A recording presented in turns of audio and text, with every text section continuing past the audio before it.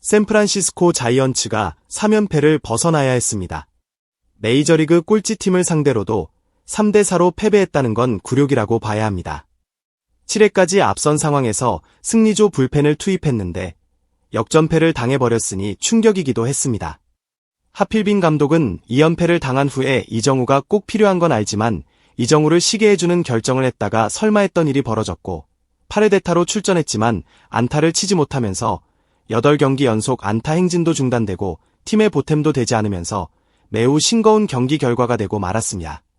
거기다 라이벌팀은 연승을 달리고 있는데 샌프란시스코는 3연패를 하면서 승률도 6할 아래로 떨어졌고 다저스와 2.5게임 차이로 벌어졌습니다.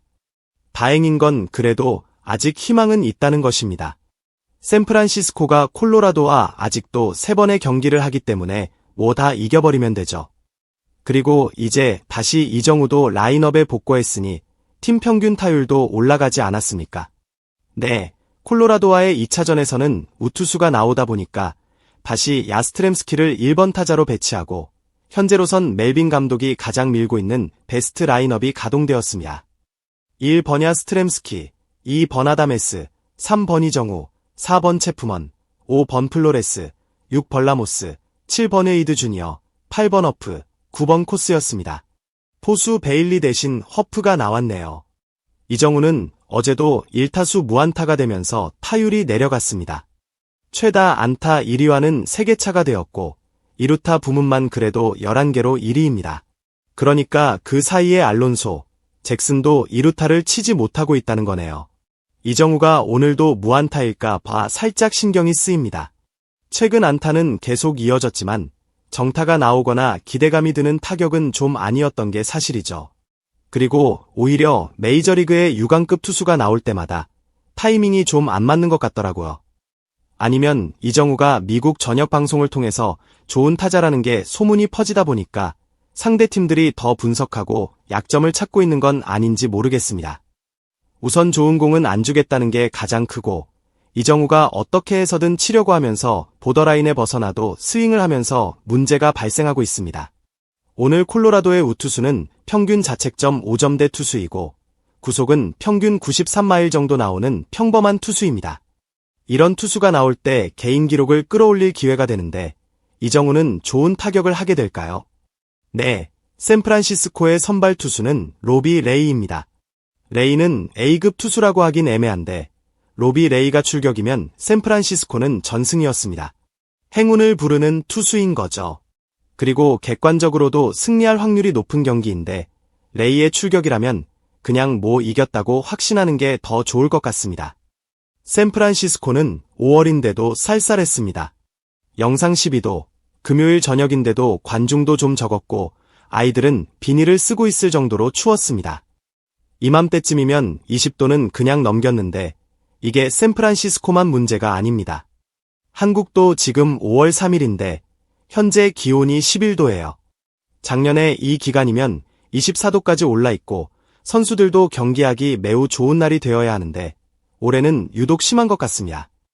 그리고 샌디에이고와의 경기를 치른 후에 오라클 파크의 분위기를 느껴보니까 왜 이렇게 점잖아요? 샌디는 1회 때부터 팬들이 함성을 지르면서 분위기를 고조시키는데 오라클 파크는 정말 조용합니다. 꼭 중립 경기장에서 경기하는 것처럼 말이죠. 레이는 특유의 기합 소리와 함께 1회를 잘 마무리했고 1회 말 이정우가 원아웃 1루 상황에서 타석에 들어섰습니다. 그런데 이번에도 임팩트를 남기지 못하면서 아웃되고 말았습니다. 2회는 양팀 모두 0대0. 어제처럼 또 투수전이네요. 콜로라도 투수가 생각보다 강한 건 아닙니다. 2회 플로레스의 2루타를 시작으로 대거 3득점을 하면서 좋은 출발을 보였습니다. 문제는 이정우가 3회 초에 선두 타자로 나서면서 헛스윙 삼진으로 무기력하게 아웃되고 2타수 무안타가 되면서 힘 빠지게 되었습니다. 하필 이정우가 삼진 아웃당한 후에 2할 초반에 체프먼이 홈런을 치니까 더 아쉽고 괜히 약이 오르더라고요. 초반부터 4대0으로 앞선 이 경기는 몇 점을 내고 승리할 것이냐만 중요할 뿐이었습니다. 로비 레이는 대호투를 이어가면서 무실점 피칭을 이어가고 있었습니다.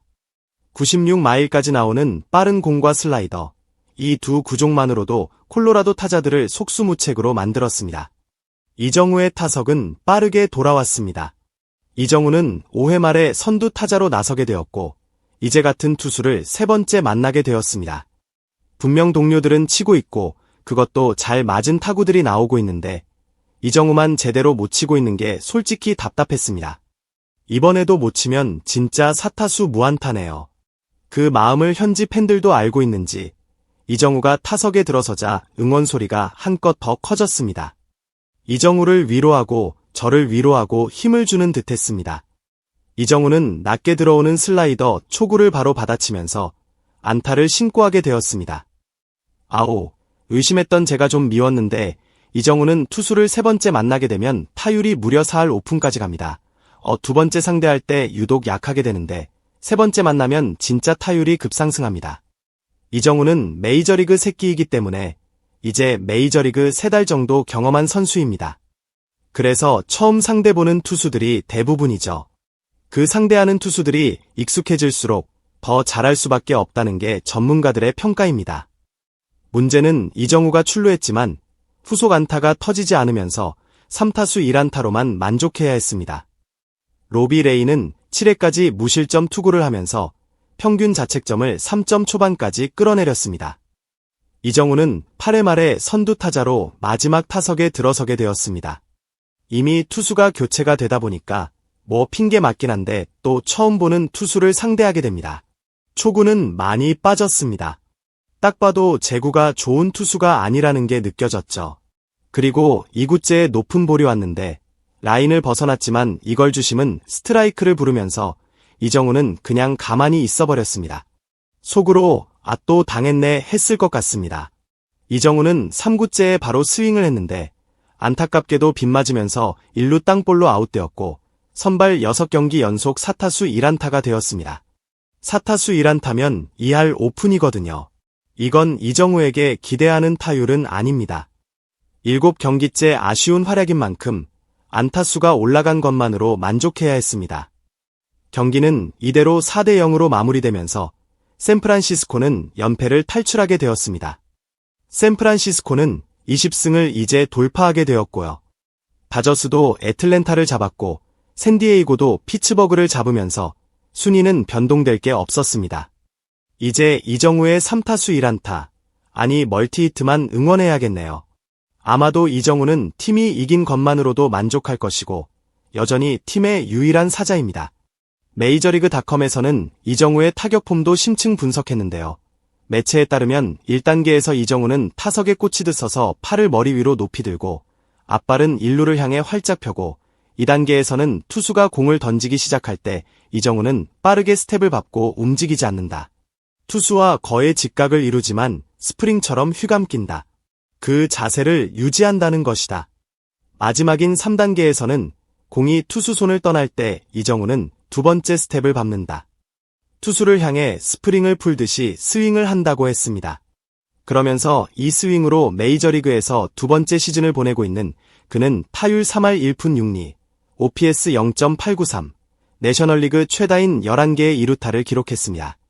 이런 타격 스타일은 MLB에서는 흔히 볼 수 없습니다. 이정우는 라파엘 데버스 같은 좌타자의 넓게 열린 타격 자세와 오타니 슈에이의 토텍, 프레디 프리먼의 어퍼컷 스타일 스윙 패스를 결합한 스윙을 하고 있다고 평가했습니다. 이정우는 전에 타격에 대해서 말하길 타격이란 것은 타이밍이다. 투수가 어떤 공을 던지든 타이밍이 중요하다. 타이밍이 좋으면 다양한 투구에 대해 적절한 컨택을 구사할 수 있다. 아버지는 나에게 야구하는 법을 절대 가르쳐주지 않았다. 타격 폼도 내가 직접 만들어낸 거다. 아버지와 나는 스윙할 때 다른 동작을 한다. 내가 생각해낸 거다 라고 했던 인터뷰까지 소개되었습니다. 이정우는 계속 미국 매체들의 소개가 되어지고 있는데요. 그만큼 화제 선수이기 때문이겠죠. 내일은 타격으로 화제가 될 수 있길 응원하겠습니다. 흰수영 고래였습니다. 감사합니다.